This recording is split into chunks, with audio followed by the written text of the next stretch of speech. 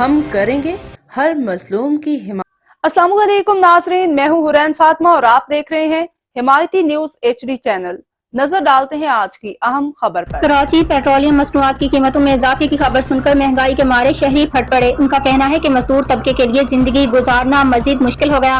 Petroleum مصنوعات کی نئی قیمتیں سن کر شہریوں کی چیخیں نکل گئیں۔ عوام کی جانب سے پیٹرولیم مصنوعات کی قیمتوں میں اضافے پر تشویش کا اظہار اور قیمتیں واپس لینے کا مطالبہ کیا جا رہا ہے۔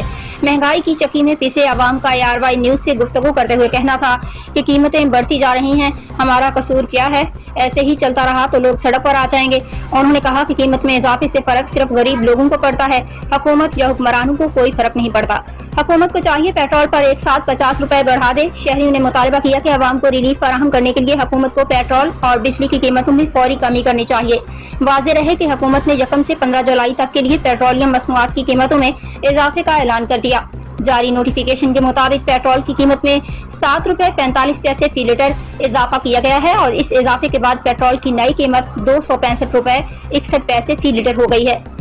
اب تک کے لیے اتنا ہی۔ مزید خبروں اور اپڈیٹ سے باخبر رہنے کے لیے دیکھتے رہیں حمایتی نیوز HD چینل۔